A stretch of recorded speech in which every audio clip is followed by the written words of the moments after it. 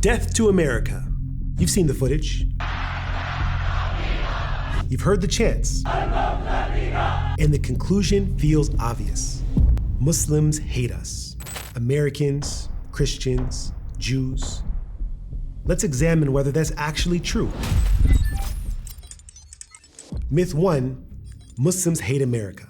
Death to America isn't just a chant, it's a window into how Muslims actually feel about this country.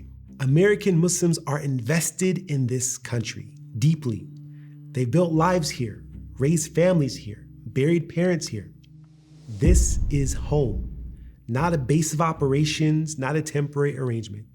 This is home. That investment includes something most traditions would recognize: the belief that loving your country means holding it to its own best values, not blindly, not unconditionally, the same way you'd want a friend to tell you the truth rather than flatter you into a mistake.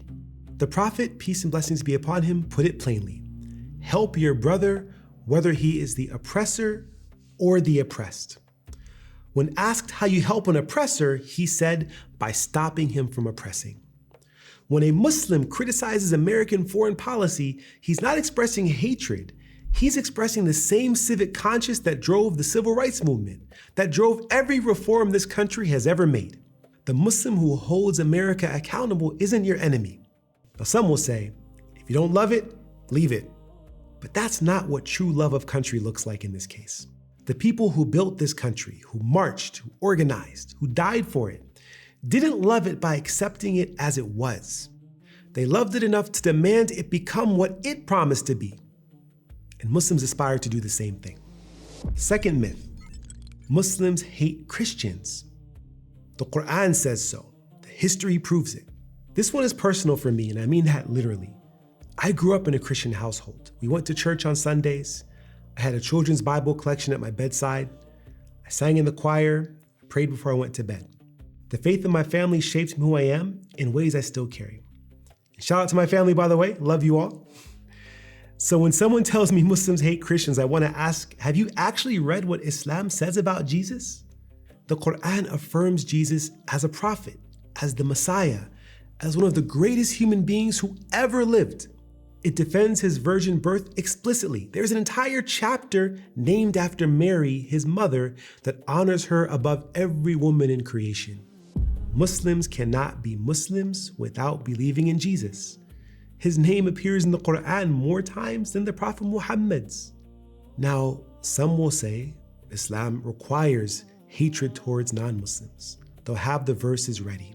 But those verses were revealed in specific contexts of hostility and betrayal, not as a general stance towards every non-Muslim neighbor or colleague or family member. When a Jewish funeral procession passed by, the Prophet, peace and blessings be upon him, stood up out of respect. When asked why, he said, "Is it not a human soul?" Are there genuine theological differences? Absolutely. On the nature of Jesus, on salvation, on the Trinity. Those are real, but disagreement and hatred are not the same thing, and one doesn't have to lead to the other. Myth 3, Muslims hate Jews. The conflict proves it. The theology demands it. Islam doesn't teach it. Islamic moral reasoning is explicit. Judgment applies to actions, not to people. The Prophet, peace and blessings be upon him, had Jewish neighbors, Jewish trading partners, Jewish allies.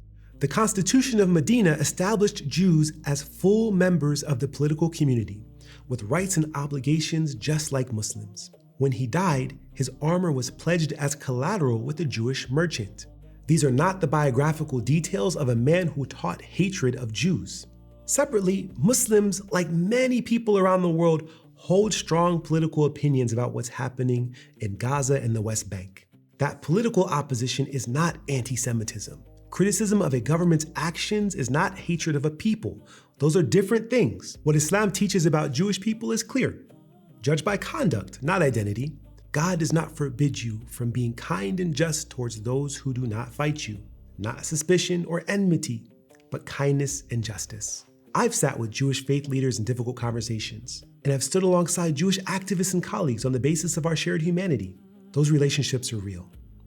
Muslims don't hate Jews.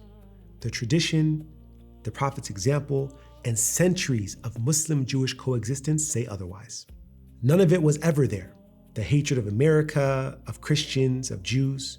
What was always there instead is a community oriented towards a standard that doesn't move depending on who's being judged. A community that holds itself to that standard before it holds anyone else to it. One that holds power accountable regardless of whose power it is.